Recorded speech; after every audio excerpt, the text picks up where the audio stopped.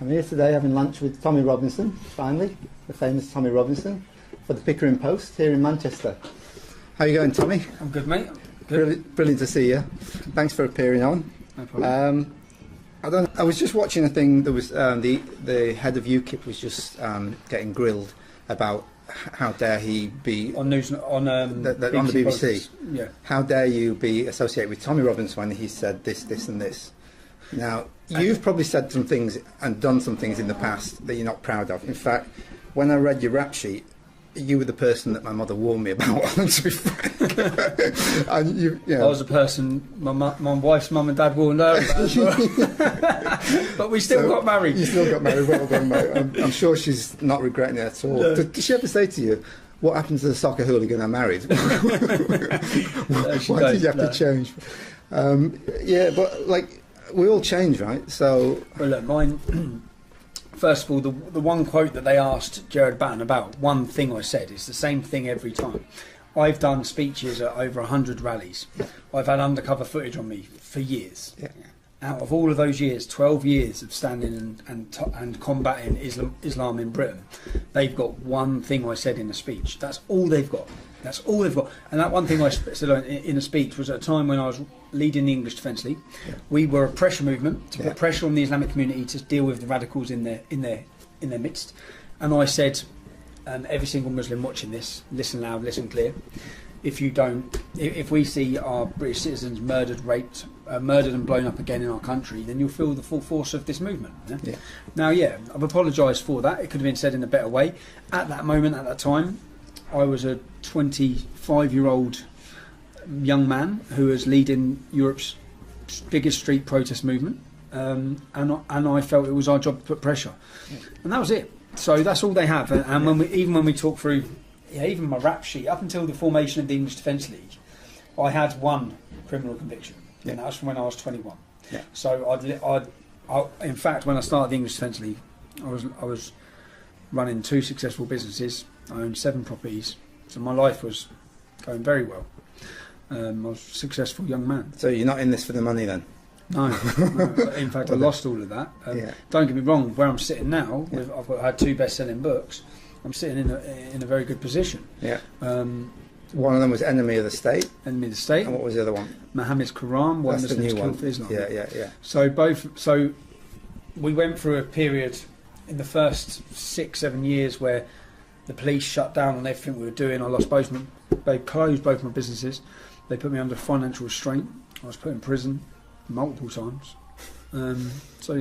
You are someone who supports Tommy Robinson. You'd actually like him to join UKIP. This is a man, of course, who's a convicted criminal, a man who led the far-right English Defence League and was once considered beyond the pale by the party you now lead, and who said this, Gerard Batten: every single Muslim watching this, on 7/7 you got away with killing and maiming British citizens.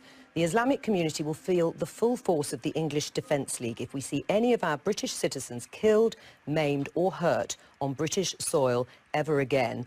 This is the man you'd like to see join UKIP, and you are backing a call to violence against a whole community. Your producer asked me onto this programme to talk about Brexit, and I said I'd do that. And they said Tommy Robinson might come up, and I said OK. You've had me on here, I've come here today to talk about Brexit, and now you want to talk about Tommy Robinson. Now, it seems to me that the media is obsessed with Tommy Robinson. So let me finish. If you want Tommy Robinson, why don't you talk about Tommy Robinson? Why don't you invite him onto your show? I've got his number in here. I will. You can give it to us. I can give that to you after the show. But Gerard Batten, you have made... You ask him these questions directly, because the media say a lot of things about Tommy Robinson. Why do you want him to be part of UKIP? The best person to answer the questions about Tommy Robinson is Tommy Robinson, who can give you the truth about what's happened to him. So why don't you ask him on your show? Right. Soldier X. Do you want to tell us a little bit about that? You were down Watford Gap Service. I was at Watford Gap Services, and I pulled in and saw, I think that's 4 or 5 coaches full of young lads, young servicemen. And as I walked past, they asked my photo. And it wasn't one that asked for my photo, it was literally 200. I had my photo taken, and then there's a chant that people are doing with regards to myself, and they sang that. And then the next thing, we see that they're being disciplined, and one of them's being discharged. So he's 17 years old. He was willing to sacrifice his life to our Queen and country. who's willing to give his life, as all servicemen are when they sign up, to protect us and to give us our freedoms.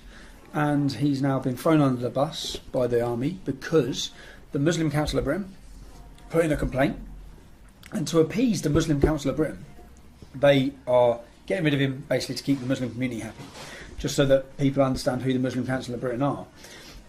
Just a number of years ago, their leader signed a declaration that actually said that British troops are legitimate targets for suicide bombings in Iraq. They are a radical, extremist, Islamic organisation. And this is who the army's pandering to. This is who they're pandering to. They have Islamic advisors to the British Army. We see so many times. We've seen 4 times as many Muslims, British Muslims, have gone to fight for ISIS than have joined the British Army. Yeah. Okay. Yeah. What all this? Our whole army is aiming towards trying to Islamify itself. We've seen the whole recruitment drive this year for the British Armed Forces. It's videos of Muslims praying in the battlefield, while the British soldiers are protecting them, whilst they take their shoes off, wash their feet in puddles in the middle of a war zone. It's absolutely ludicrous. It's ridiculous. Yeah. And this pandering, so then because of this, I've started a campaign to show support for Soldier X. We're calling him Soldier X because his name's not been released for security reasons. We've got over 185,000 signatures. Brilliant. Petition. Well, I'm hoping that the Pickering Post guys will all sign up on your petition. Please do. Why Please is that?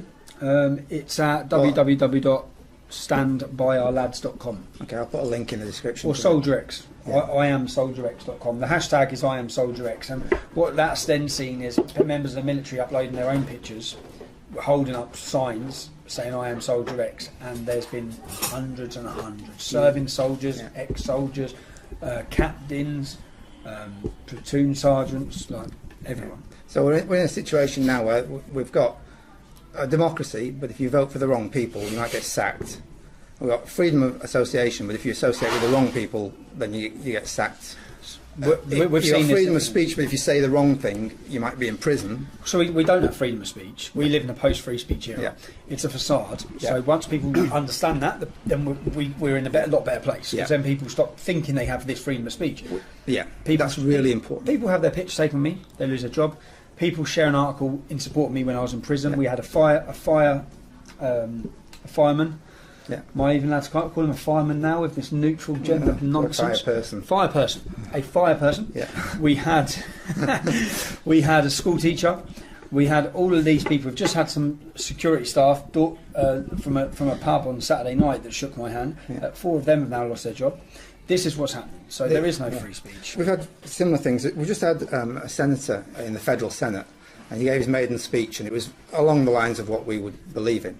And 4 people who were staffers in the state parliament lost their job through that. And the state premier, Mrs. Palaszczuk, said... Which party does he represent? He represents Bob Katter's Katter Australia Party. Okay. So you look his speech up. His speech, pure gold was how it was described, and I'd agree with that. Brilliant speech. The Premier of Queensland said, "We have freedom of speech in this country, but not free of consequences."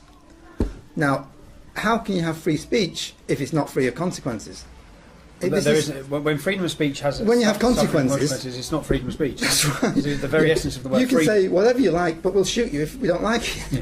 Which is the left's portrayal of everything. Yeah, I agree with free speech, but just don't say what we don't agree with. So the people losing their jobs, their livelihoods, can't pay their bills, can't support their families, because they've showed their political opinion. This is just horrible. This is horrible. This is to the point where, how far down the track does it go before that people start disappearing? Well, because the punishments are already there. Yeah. We have 9 people a day in this country who are being held and arrested for hate speech, tweets, Facebook. Well, you know all about punishment in this country because you've had your fair share. But over in Queensland, the Crime and Corruption Commission declared that Mrs. Palaszczuk had committed a crime but has not prosecuted her. Apparently, that's what I've been told. This is just how things are there. Well, So it's not just happening in the UK. Now, the police in this country now go out and say, if you feel offended, even if it's not a crime, then report it. So if someone feels offended, even though it hasn't broken a law, that then gets registered as a hate statistic, a hate crime. So then we have all these publishings coming out that hate crimes are up 40%, and the hate crimes are up because what they'll blame is people like this senator. Well, because of your speech, because of what you're doing, because of your blog, or because of your website, because of what you say. It's all your fault.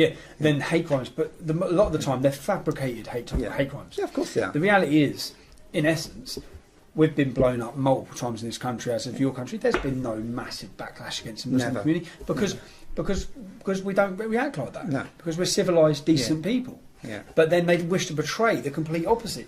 You can't say that and then when it comes to criticising Islam, you can't criticise Islam because then they'll tell you that all the Muslims will go mad and react with violence. It's so dystopian because you're described as being, by many people, as being a dangerous man. You know, now you're. Just double checking, not the baked potato, is it on its own with cheese, or is it coming with the lemon and thyme chicken? It's with lemon and thyme chicken. Yeah, cool. Just double checking. Thank you. And gravy. We can edit that out. Keep it in. Everyone likes lemon and thyme chicken with gravy. We'll leave it in there. So you're described as dangerous. Now, what you've been doing since 2003 or something like that is warning people of a danger. And this is not some pie in the sky danger. I mean, all that you've warned of has come to pass. There's been murders, terrorist attacks, rapes, muggings, whatever. And you're being described as dangerous because you're warning people of danger. How back to front is this? Well, we're now in a situation where the truth has become hate speech, and when they say I'm dangerous, it's because if people listen to what I'm saying and they accept the reality we're in, or they believe that if I speak openly about Muhammad, then they see that as dangerous because six Muslims were riot. 6 Muslims were sentenced to 30 years in prison. Okay, they were on their way to blow up one of our demonstrations. They had guns, bombs, IEDs, suicide vests, swords.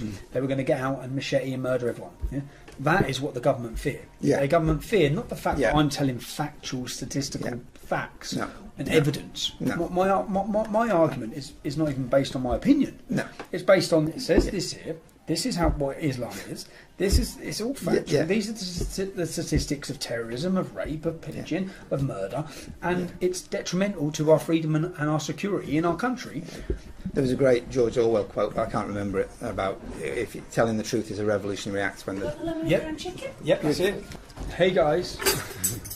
We're just having a lunch break here. So now, I'll keep asking you, but don't talk with your mouth full, okay? How many Islamic extremists are there in the UK? There's 22,000 Muslim extremists that are on a terror watch list in Britain. Right. 22,000. 3,000 of them are monitored 24 hours a day, 7 days a week. Okay. Now, a few years ago, that was only about 2,000 or 3,000, wasn't it? I remember seeing it. Not that long ago, it was about 3,000. So it's... No, the figure that are monitored 24 hours a day is 3,000. Yeah, okay. The watch list, the ones linked to it, is 25. It's 25. Yeah. How many do you think there'll be in 10 years' time if things as we're going? That's the reality. We're looking at an army. Yeah. So that 25,000, we could be looking at 50,000, 100,000. And the British Armed Forces only have 80,000 armed forces personnel. Yeah. And it costs £9 billion a year to monitor. To monitor the 3,000, 24 hours a day is £9 billion a year. Yeah. And when you think about this, the 3,000 most watched, the most dangerous ones, the last 4 terrorist attacks last year, from the Ariana Grande concert, Westminster Bridge, those 3 or those 6 individuals or 7 individuals that committed those attacks, they were on the watch list, but they weren't deemed in the top 3,000. How the hell would you know? So they weren't deemed in the top 3,000. So the top 3,000 are deemed far worse of a threat than these lot. But I'll eat this now and then we'll just crack on. No worries. So, the Home Secretary of Britain at the moment is a Muslim, is that right? Sajid Javid. So he did get sworn in on the Quran, I believe. Yeah. But then at the same time, his wife and his children don't follow Islam, I believe. But by all means, he says he's a Muslim, so he's a Muslim. Yeah. But is he moderate, or does he have any sympathy for extremists? Do you know what? I'm not going to say he does, because I don't think. But do you know for sure that he doesn't? No, he's a very different story to Sadiq Khan. Yeah. Look, he strikes me as being a reasonable sort of a guy. In my eyes, look, until I see otherwise. I've never met him. You've never met him. So. No, and he says the right things. He's saying the right things. He's coming down on the right things. Yeah. But so did Afzal Amin, who was don't know if you know this story, but Afzal Amin was the captain in the British Army for 10 years, and he studied at Sandhurst. His education was paid for him at Sandhurst. We ended up finding out that he was in plant. When he was becoming a Tory MP, he sat down with me, with gangster, other Muslims. I read that story in your book. So that's Afzal Amin, and he was brilliant, and he was the heroic moderate, and he was the ex-British captain. Yeah. And what it turned out was that he was actually working for Islam, and Islam's goal, as we know, is the takeover of our society and our freedom. Yeah. So you're labelled far right. Now, to me, far right is like laissez-faire capitalism. Personal responsibility, all these kind of things. Like it was the Tories, the far end of the Tory party, who were economic and social conservatives. You've never been spouting those kind of things. You don't spout economic rationalism or free trade or mantras or anything like that. I mean, you might believe it, but why are you branded far right? So my views are actually very liberal in most sense. Probably because of where I come from and my upbringing. I come from a town completely full of immigrants. Yeah? That's all I know. What did your parents vote? My parents wouldn't have voted. Yeah. Labour. Labour, probably. Yeah. Most of the guys in the deal? Yeah, same. Labour. We're all from that background. Yeah. We're all from a working class, poor background or history. And for those who don't know much about English politics, the funny thing about English politics is you always knew what someone voted the minute they opened their mouth. Because if someone had a regional accent, like us, they voted Labour. Yeah. And then they said, "Oh, hello, how are you?" You say, "Oh, you vote Conservative."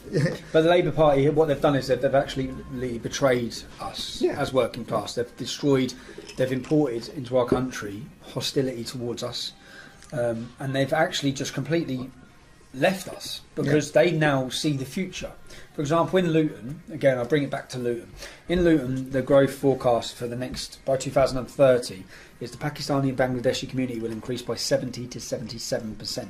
The white and black community will increase by 1.3 to 1.4%. So they know that the future for that town, politically, through votes, lays with the Pakistani and Bangladeshi community. So that is all they side with. That's all they care about. They look at us and think, well, you don't matter. You generally don't matter. We don't organise ourselves in a military fashion. Islam, when it comes to politics, the way the Islamic community use the political system, they vote tribally, and they will use our political system will be used to end democracy. Will be used to end democracy. Yes, of course it will. That's what we're seeing. Of course it will.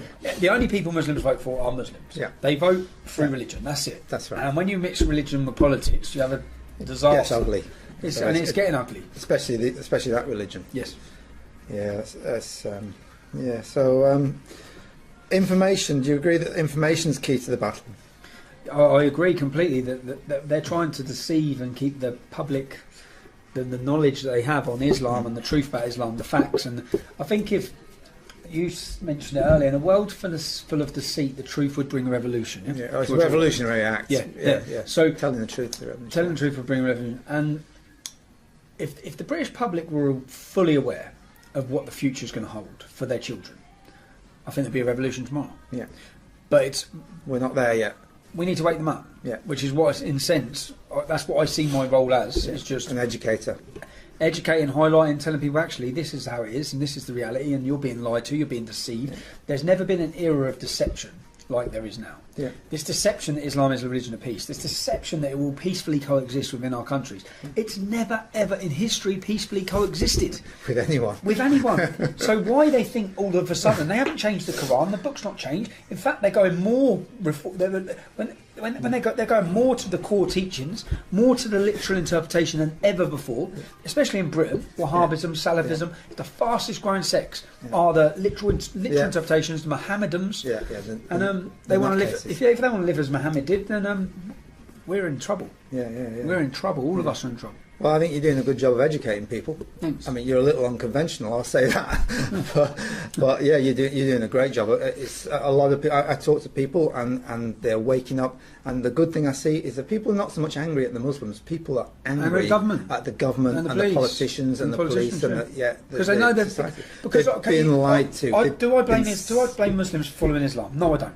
Do I blame our politicians for allowing Islam here? Yes. For allowing them to have Sharia courts and allowing them all the rights? Yes, I do. Yeah. I mean, the idea of a democracy is that the people are supposed to choose the government, and what they're doing now is the government is choosing the voters. Yeah, and shipping them in. It's like, you'll vote for me. Here's a passport, and you come. It's crazy. So, what do I say? Is that it? Yeah, I think that's enough. Well, just a last note. A last note to Australia, if this is to Australian readers. Yeah, just say hello to the Pickering Post readers. Pickering Post readers. I received so much contact when I was in prison from Australia. Yeah? So much. So, I'd actually say, outside of my home country, I had such support coming from Australia, which I was extremely grateful about, because I sat and I read every day. I read every message, and I realised how much Australians love their freedom, how much they care about their freedom, and boy, have you got to fight for it, because you must look now. Australia must look at the low percentage you've got. You must look to Europe, learn from our mistakes, learn from England's mistakes, learn from Europe's mistakes.